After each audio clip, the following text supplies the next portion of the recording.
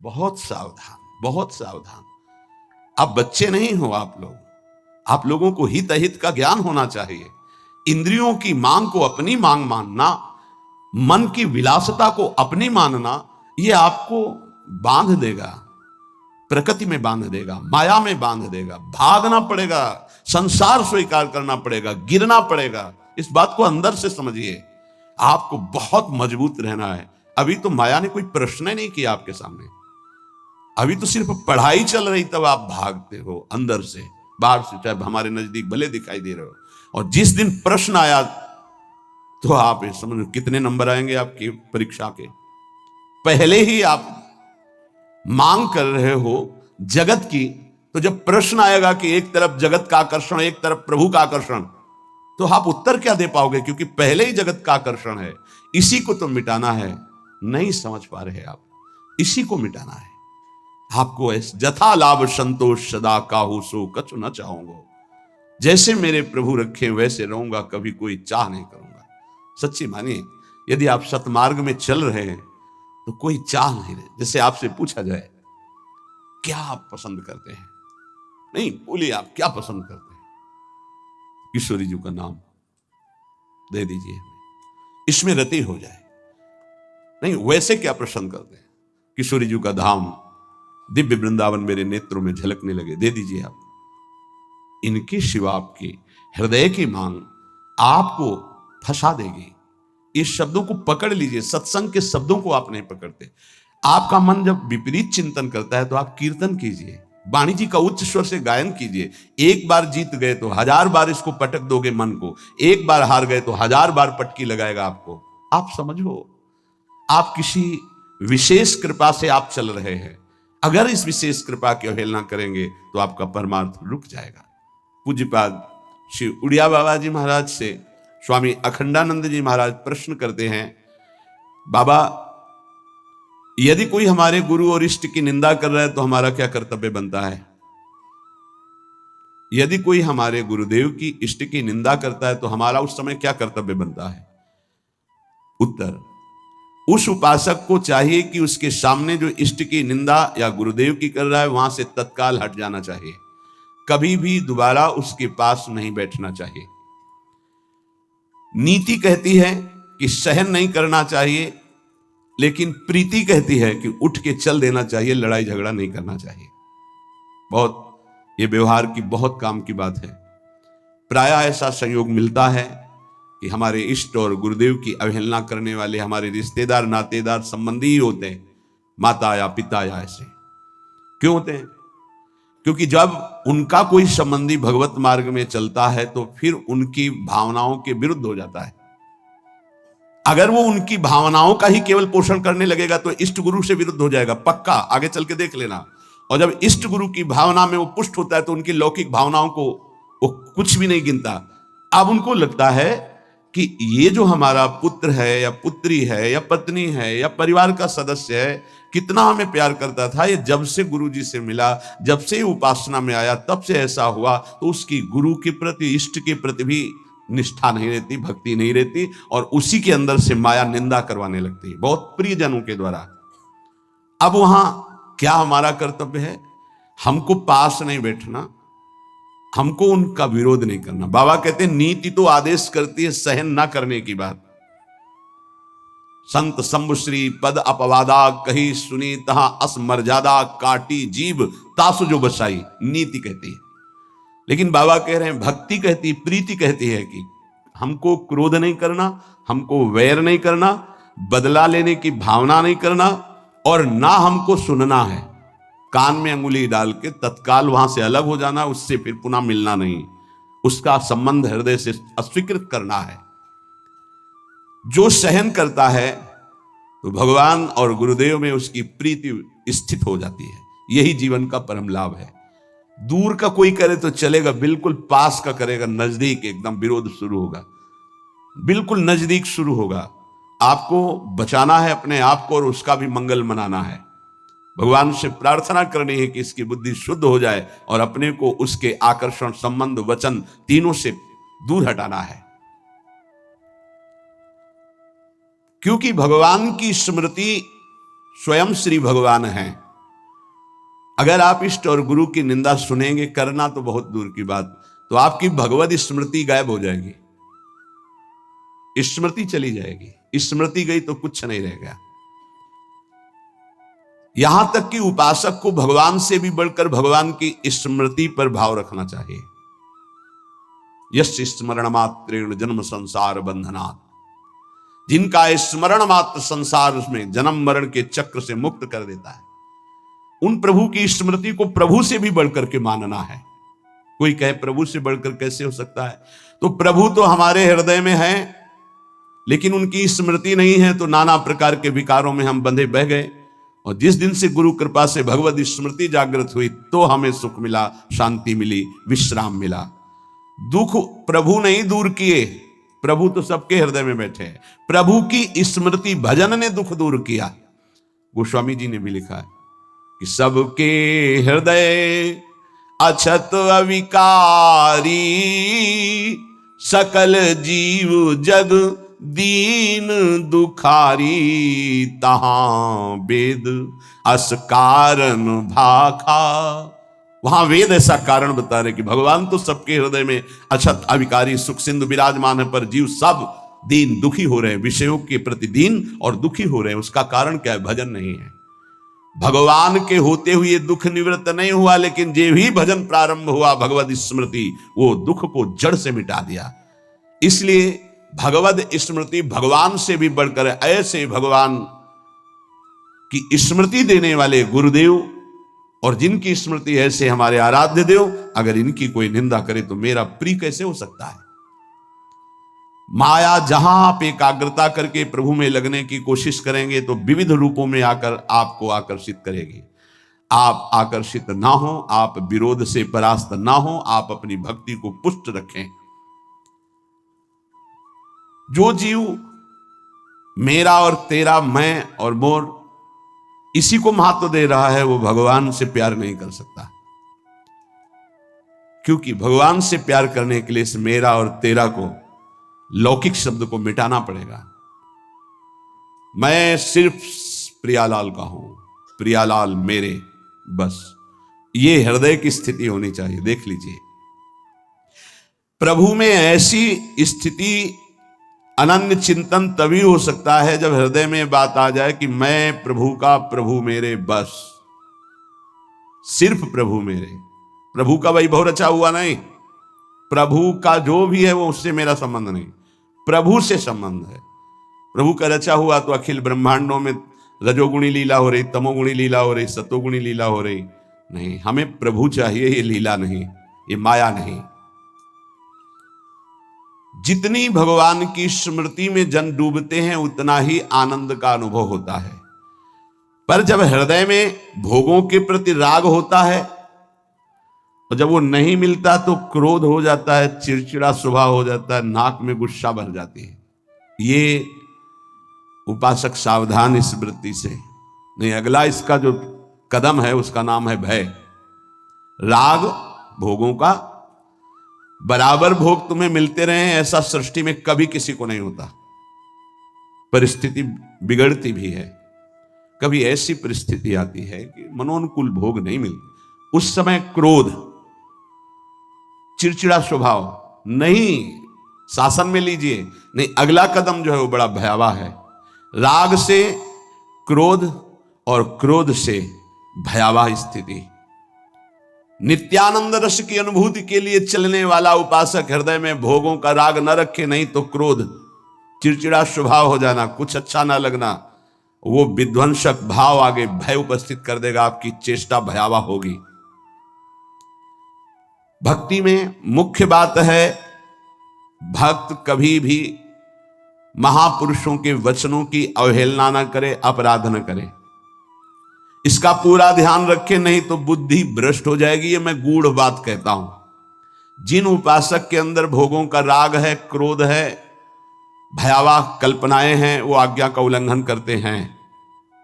अगर आज्ञा पर चलोगे तो कभी माया आपको परास्त नहीं कर पाएगी।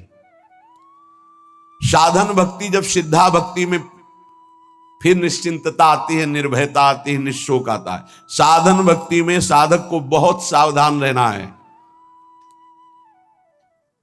ये 6 बातें साधन भक्ति में होंगी तभी सिद्ध स्वरूप जागृत हो जाएगा। पूज्य पादुड़िया बाबा जी, चिदानंद समुद्र भगवान की निश्चित प्राप्ति हो जाएगी, सिद्ध पुरुष हो जाएगा यदि ये 6 बातें रही। पहले, भारी से भारी आपके प्रति कोई अपराध कर दे तो उसे क्षमा करने की आपके अंदर वृत्ति होनी चाहिए। क्रोध करके उसको मानसिक संकल्प करके दंड देना या शारीरिक दंड देना या समुदाय से दंड दिलाना, किसी भी प्रकार का ऐसा भाव नहीं होना चाहिए।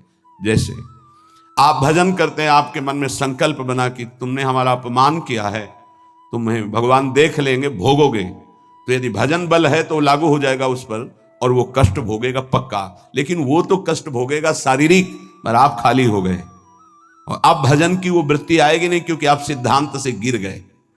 या आप शारीरिक बलवान हैं, आपने उसको पीट दिया तो आपका भजन बल क्षीण हो जाएगा, आपका मार्ग अवरुद्ध हो जाएगा। या आपके बहुत अनुयायी हैं, उनसे पिटवा दिया। किसी भी तरह से दंड दिलवाना भक्ति को खो देना है, यह बात अच्छे से समझ लीजिए। तो पहला है क्षमा। किसी भी कारण से भारी से भारी अपराधी को भी क्रोध करके दंड देने की भावना ना होना। दूसरा है, कभी भी किसी भी वस्तु व्यक्ति स्थान पर महत्व रखकर अपने प्रभु को भूल जाना, ये बहुत सावधानी की जरूरत। तभी आप सिद्ध होंगे, परिपक्व अवस्था तभी आएगी। अव्यर्थ कालत्वम, समय व्यर्थ नष्ट कर देना। कब नष्ट होता है समय व्यर्थ? अनुकूल भोग मिल गया, उसमें राजी हो गए, भूल गए भगवान को। अनुकूल व्यक्ति मिल गया, उससे बात करना है, बहुत दिनों बाद मिले, बातचीत हंसी मजाक, और कैसे हो, भूल गए भगवान को। वस्तु व्यक्ति स्थान पदार्थ पद चाहा हुआ कुछ भी मिले, उसके मिलने में यदि आपका भजन छूट गया तो आपकी भक्ति बाधित हो जाएगी। ये सावधानी कहां है, किस साधक में? कोई बिरला यह ध्यान रखता है कि हमारे सामने अनुकूल वस्तु व्यक्ति पदार्थ घटना पद, ये अगर कोई भी आवे तो भी हमें अपने प्रभु का स्मरण नहीं छोड़ना, समय 1 मिनट व्यर्थ नहीं होने देना, सिद्ध बनने के लिए, भगवदाकार वृत्ति के लिए, भगवत साक्षात्कार के लिए। तीसरा, जिन भोगों को निषेध किया गया है, तुम्हारे आसपास सब हो, सुविधा हो भोगने की, तो भी तुम्हारे हृदय में भोग लालसा ना हो। अगर हो भी जाए तो भोगना नहीं। आवश्यकता से अधिक धर्म अनुकूल भोग भी ना भोगे, फिर धर्म के प्रतिकूल तो बात जाने दो, जितनी आवश्यकता है। ये बहुत सूक्ष्म विषय है। जैसे भोजन में मीठा बहुत प्रिय होता है, किसी को नमकीन बहुत प्रिय होता है, जहां अनुकूल भोजन आया, अधिक मात्रा में लिया, उस दिन नोट करना, भजन नहीं होगा। वो भजन जो स्वाभाविक होता था रोटी दाल में, वो नहीं होगा, आप देखना। तो कितनी दुश्मन है वो वस्तु जो हमें प्रभु के स्मरण में शिथिलता दे दे, रुचि नहीं रह गई भजन की। फिर बातें होती हैं बैठ करके, प्रपंच की बातें, और या फिर बहुत खूब सोना, सो रहा है, सारी शक्ति पचने में लग जाती है। जब उधर में जरूरत है 500 ग्राम 400 ग्राम भोजन की, और आपने दबा करके उसमें 1.25 किलो भर दिया, अब इसके बाद पानी गया, अब वो सारी आपकी जीवनी शक्ति उसी में लग गई पचाने में, तो भजन के लिए आपके पास सामर्थ्य कहां रह गई? बार बार जमवाई लो, बार बार टहलो, बार बार लेटो, क्योंकि वो पच जाए ना, और वो कि बर्बाद ना हो। तुम ही हो भारत में सार्थक करने वाले, और तो जीव है ही नहीं भाई। और भी तो पशु पक्षी, तुम अपनी केवल हो, तुम उतना ही सेवन कीजिए, वो कोई और पालेगा, पशु पक्षी पालेंगे, कुछ चीज बर्बाद नहीं। आप छोड़ दीजिए, उसमें चींटियां लग जाएंगी, वो चींटी पालेंगी, बहुत से कीट पतंगे वो पालेंगे। आप ऐसा ना सोचे कि बर्बाद हो। तो उपासक को पदार्थ, वस्तु, व्यक्ति, हमें किसी व्यक्ति से इतना प्रेम नहीं कर लेना कि वो उसके मिलने पर प्रभु का विस्मरण हो जाए। ये बहुत सूक्ष्म बातें महापुरुषों के द्वारा शोध कर कही गई हैं। चौथा, सम्मान सबको बहुत प्रिय है, बहुत प्रिय है। सम्मान किसको अच्छा नहीं लगता? पशु पक्षी को भी अच्छा लगता है सम्मान। पुचकार कर, दुलार करो, प्यार करो, सम्मान दो। जो भगवत मार्ग में सिद्धावस्था को प्राप्त होना चाहता है, सम्मान को जहर की तरह देखे और नीच पुरुषों द्वारा किए हुए अपमान को अमृत के समान पान करके निराभिमानी बन जाए। चौथी बात है, देखो परमार्थ को तो समझना ही पड़ेगा, ये बहुत जहरीली बात है। सिद्धावस्था ऐसे प्राप्त नहीं होती। पहला, तुम्हारा कोई किसी भी तरह से अपराध करे, तुम्हें क्षमा करना है। ना मानसिक, न शारीरिक, न वाचिक, न व्यवहारिक किसी भी तरह का उसको दंड देने का विधान यद्यपि सामर्थ्य है फिर भी नहीं, पहला। दूसरा, कभी भी किसी भी वस्तु, व्यक्ति, स्थान के आकर्षण में प्रभु को नहीं भूलना, यह तुम्हारे ऊपर शर्त है। तुम्हारे सामने कोई व्यक्ति आए, वस्तु आए, पदार्थ आवे, घटना आवे, प्रभु को नहीं भूलना। अंदर राधा राधा राधा, किशोरी जी से बढ़कर प्रिय कौन हो गया, जिससे अगर प्रभु को भूल जाते हैं तो वो बड़ा हो गया, प्रभु छोटे हो गए। वो पदार्थ बड़ा हो गया, वो संपत्ति बड़ी हो गई, वो व्यक्ति बड़ा हो गया, वो घटना बड़ी हो गई जिसने प्रभु को भुलवा दिया। नहीं। तीसरा, विविध प्रकार की भोग सामग्री आसपास फ्री भोगने के लिए हो, फिर भी नहीं भोगना, क्योंकि हमें भगवत साक्षात्कार करना है। अनुकूल धर्मयुक्त भोग भी उतना भोगना है जिससे हमारा भजन चले, जैसे खान पान, विश्राम उचित। सम्मान सबको प्रिय होता है, अपमान सबको दुखद होता है। भक्त को अपमान अमृत के समान लगता है, सम्मान विष के समान लगता है, उल्टा, वो निराभिमानी होता है। पांचवा, इष्ट देव के चिंतन में व्यभिचार नहीं होना चाहिए। व्यभिचार ये परिपक्व भगवत साक्षात्कार की बात है, साधारण साधक की, प्रारंभिक साधक की बात नहीं है। 4 बार शिव जप लिया, 5 बार अमुक जप लिया, फिर जप लिया, ये जप लिया, वो जप लिया, नहीं। केवल अपने इष्ट देव में ही, अगर शिव हैं तो शिव संबंधी, राम तो राम संबंधी। अब ये सिद्धावस्था की तरफ जा रहा है साधक। यहां खिचड़ी नहीं होगी, यहां सीधे एक वृत्ति केवल अपने इष्ट देव की, उन्हीं का स्वरूप, उन्हीं का सेवा, उन्हीं का नाम जप, उन्हीं के गुण कीर्तन, उन्हीं के प्रेमियों से मिलना, इष्ट मिले और मन मिले, तभी परिपक्व सिद्धावस्था को प्राप्त होंगे।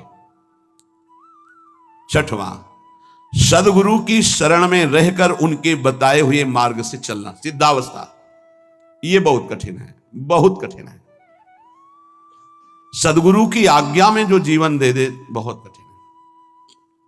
कल एक उपासक कह रहे थे कि हम बहुत प्रयास करते हैं, वर्षों हो गए करते हैं, लेकिन अभी यही निश्चय नहीं कर पाए कि मुझे जाना कहां है, जपूं क्या, निरंतर क्या करूं, गुरुदेव का वर्ण क्या। बोले नहीं, तो पूरा जीवन व्यतीत हो जाएगा, निर्णय थोड़ी कर पाओगे। ये निर्णय तो गुरुदेव के द्वारा होता है। जो गुरुदेव ने नाम दिया, जो साधन बताया, आजीवन उसी में, गुरु प्रदत्त इष्ट के विग्रह में, छवि में, नाम सेवा में सर्वस्व विराजमान है। भाव समझ लीजिए, गुरु प्रदत्त नाम मंत्र में, गुरु प्रदत्त साधना, वो सिद्ध होने के लिए बहुत आवश्यक है, और उसी में स्थिति होने से सिद्धावस्था प्राप्त होती है। बहुत ये सूक्ष्म विषय सब नहीं समझ पाएंगे। भगवान विविध रूपों में विविध भाव वाले भक्तों को सुख दिया है। जब कृपा होती तो विविध रूप सब आते हैं। जो अनन्य रस का उपासक है अपने इष्ट देव का, उसे किसी में प्रियता नहीं होती।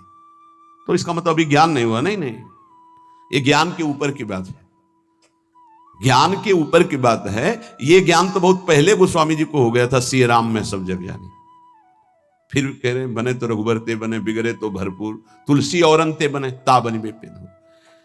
सदगुरु की शरण में साधना करने वाले उपासक की एक पहचान होती है। गुरु प्रदत्त इष्ट नाम उपासना के सिवा और कुछ अच्छे नहीं लगेगा। कोई सिद्धांत वर्णन उसके पकड़ में नहीं आएगा, उसको सब माया नजर आएगी। कोई भी भगवान रूप रख करके आवे, उसको प्रियता नहीं होगी। उसको प्रियता उसी में होगी जो गुरुदेव भगवान ने इष्ट दिए हैं। ये खास बात उस गुरु प्रदत्त साधन करने वाले महामहिम साधक में होती, ये सब में नहीं होती। बड़े से बड़े भगवत स्वरूप की रुचि नहीं रहेगी, उसकी रुचि नहीं रहेगी।